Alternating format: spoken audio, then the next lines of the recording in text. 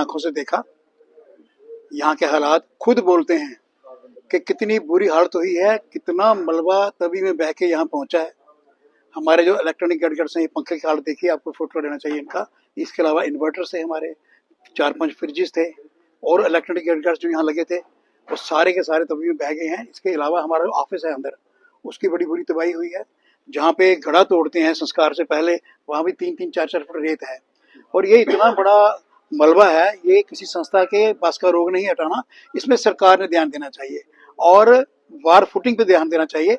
जैसे हॉस्पिटल होता है तो वह एम्बुलेंस ठीक किया जाता है। चौथा पुल आपने एम्बुलेंस आर्मी वालों से ठीक करा दिया, यहाँ पे किसी का ध्यान ही नहीं है। आज 4 दिन हो गए हैं, एक मशीन बेची थी परसों उन्होंने, वो थोड़ी सी सफाई करके उसके बाद कोई सरकार का आदमी नहीं आया। यहाँ से होके चले जाते हैं, यहाँ कोई नहीं आता। हालांकि आखिरी डेस्टिनेशन सबकी यही है, सबको यहीं आना है।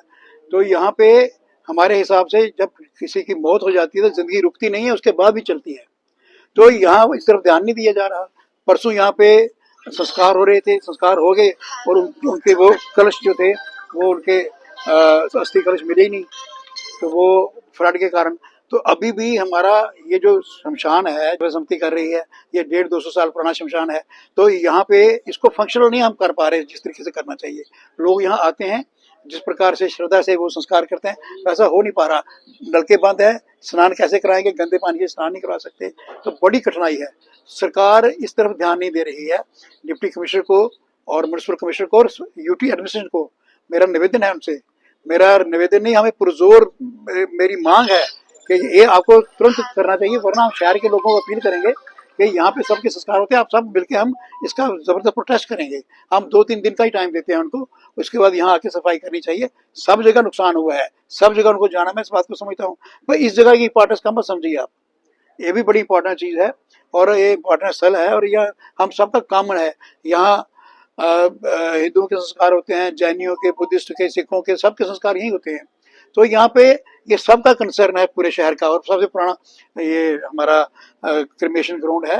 तो सरकार को जोरदार तरीके से ध्यान देना चाहिए।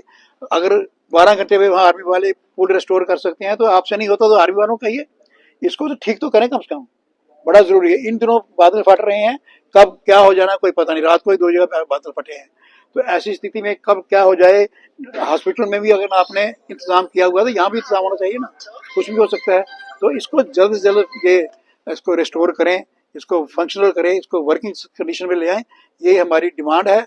और जैसे हमारे जनरल सेक्रेटरी ने कहा कि अगर ये नहीं हुआ तो ये डेड बॉडी जो भी आएगी फिर हम आपके ऑफिस में आके रख देंगे, आप करो इसका संस्कार।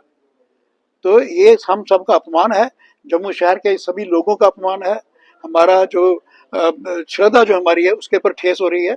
तो सरकार को तुरंत और फौरी तौर पर एक्शन लेना चाहिए। भगवान की कृपा से जो लोग बच गए तो भगवान का शुक्र है बच गए, उनको आर्थिक सहायता दें, उनको हर प्रकार की सहायता दें, लेकिन यहाँ भी उतना ही इंपॉर्टेंट समझ के और इस तरह सरकार को फौरी कार्रवाई करनी चाहिए। मैं निवेदन करूंगा हमारे प्रेसिडेंट साहब मेरे साथ